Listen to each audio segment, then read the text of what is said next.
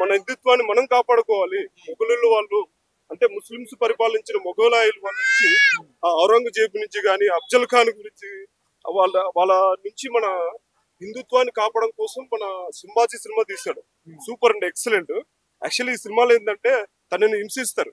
గోళ్ళు పీకడం, నెత్తిరి పెట్టడం, ఆయన కళ్ళు గుచ్చడం, కళ్ళను తీసేయడము, తర్వాత చివరికి చర్మాన్ని ఉంచి ఆ ఉప్పును పూసి చాలా హింసించిన కూడా నేను హిందూ, ఆమె హిందూ అని చెప్పేసి హిందుత్వాన్ని నేను జీవితాంతం హిందువునే ఉంటానని చెప్పాడు. సో చాలా బాగా తీస్తాను. సో ఓవరాల్ గా ఇప్పుడు మన టాలీవుడ్ లో అయితే రామ్ చరణ్ అయితే పర్ఫెక్ట్ సెట్ పర్ఫెక్ట్ అండి. సో రామ్ చరణ్ మన శివాజీ తీసుకోండి, లేకపోతే సంభాజీగా తీసుకోండి, దేనికైనా కానీ పర్ఫెక్ట్ సెట్ అవుతాడు. ఇంకొకరిని ఏమనంటే మన రాణాన గాని, లేకపోతే మన పవన్ కళ్యాణ్ కొడుకు అయినటువంటి మన వాడిని సంభాజీగా తీసుకుందాం, అఖిరానందని, లేకపోతే ఇంకొకరిని దాన్ని సెట్ అయ్యేవాడిని తీసుకుందాం. సో పర్ఫెక్ట్ మాత్రం ఛత్రపతి శివాజీ గాని సంభాజీ గాని ఏదో క్యారెక్టర్ రెండిట్లో.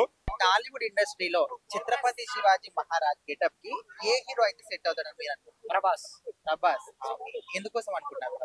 ప్రభాస్ ఆయనకు అంటే సూట్ అవుతారు ఆయన హెయిర్ స్టైల్, ఆయన ఫేస్ కట్అవుట్ మొత్తం అంటే ఛత్రపతి శివాజీ చేసిన మంచి పనులు అన్ని ఆయనకి కలుగొని, అంటే హిందూ ధర్మానికి చాలా మంచి పనులు చేసిండు. ఆది పురుషస్మటి చాలా మూవీస్ చేశాడు కదా దేవుడి గురించి, అంటే అసలు ఎక్స్ప్రెషన్ పెట్టుకోవచ్చు. అంటే ఇప్పుడు రామాయణం అసలు చాలా చేశాడు కదా.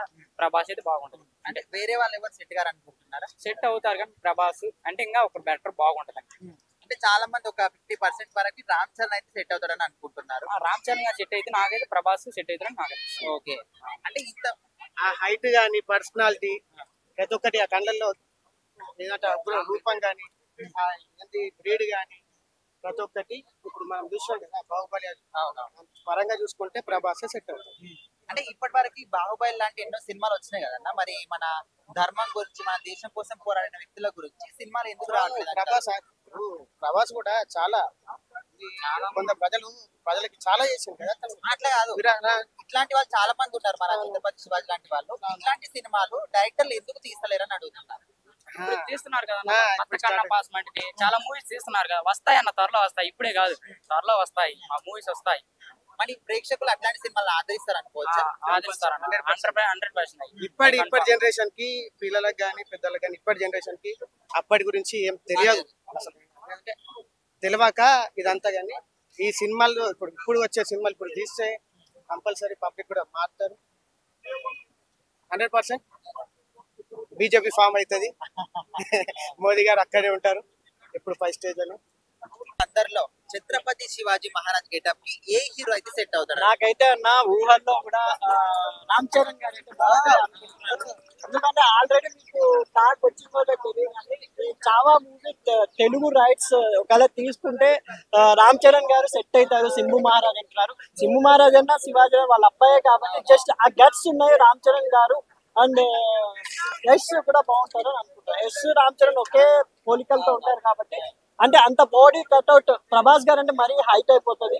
జస్ట్ శివాజీ గారు అంటే రామ్ చరణ్ అని ఊహించుకుంటున్నాం అండి. అంటే ఇప్పుడు ఈ మధ్య కాలంలో ఇట్లాంటి సినిమాలకు ఎక్కువ ఆదరణ వస్తుంది. మన రియాలం నరసింహారెడ్డి ఆ సినిమా చూడొచ్చు.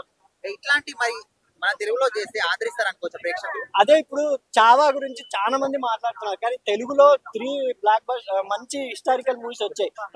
సైరా నరసింహారెడ్డి ఒకటి వచ్చింది, రుద్రమ్మదేవి ఒకటి వచ్చింది. ఈ సినిమాలను ఎవరు ఆదరించలేకపోయారు. జస్ట్ సైరా నరసింహారెడ్డి చిరంజీవి గారు అయితే ఆఫ్టర్ చాలా టైం లాంగ్ టైం తర్వాత ఒక మంచి హిస్టారికల్ మూవీ వచ్చారు. సినిమా కూడా చాలా బాగుంది. జస్ట్ ఎక్కడో కొంచెం బోరింగ్ ఉందని చెప్పి దాంట్లో కూడా సేమ్ హెడ్ కట్ చేస్తారు. సేమ్ అలా అది కూడా మన కర్నూలు రాయలసీమ జిల్లా జరిగిన రియల్ స్టోరీ ఉయ్యాలవాడ నరసింహారెడ్డి. కానీ సైరా నరసింహారెడ్డి కూడా జస్ట్ పాన్ ఇండియా ఓన్లీ తెలుగులోనే ఆదరించారు, వేరే చోట ఆదరించారు. కానీ జస్ట్ ఏంటంటే ఇక్కడ క్రేజ్ శివాజీ మహారాజ్కి మొత్తం ఇండియా క్రేజ్ ఉంది కాబట్టి సింబు మహారాజ్ గురించి కూడా అది కూడా చాలా హిస్టారికల్ గా మూవీ చూపించారు. అది కాకుండా ఇక్కడ మెయిన్ ఏంటంటే యాక్టర్ మన విక్కీ కౌశల్ యాక్టింగ్ లో కూడా దమ్ము ఉంది. అది కాకుండా ఆయన చేసే ప్రతి క్యారెక్టర్ ఆయన కోసమే వస్తున్నారు, అన్ని బయోపికే చేస్తున్నారు ఆయన. ఊరి నుంచి అన్ని రియల్ స్టోరీసే చేస్తున్నారు కాబట్టి ఇంకా రష్మిక మందన పుష్ప 2 తర్వాత గోల్డ్ ఇవన్నీ కలిసి వచ్చాయి. ఏఆర్ రెహమాన్ మ్యూజిక్ ఇవన్నీ కలిసి వచ్చాయి కూడా సినిమాని బ్యాక్గ్రౌండ్ మ్యూజిక్ తో సహా లేపి మెయిన్ ఏంటంటే మీరు ఆఫ్టర్ గేమ్ చేంజర్ తర్వాత చాలా మంది చిన్నపిల్లలకు కూడా చూపిస్తున్నారు ఈ సింహు మహారాజు స్టోరీ కాబట్టి హిస్టారికల్ ని ఇప్పుడు ఆదరిస్తే దీన్ని బట్టి తెలుగులో కూడా ఇంకా చాలా హిస్టారికల్ మూవీస్ రావచ్చు అని నా అభిప్రాయం.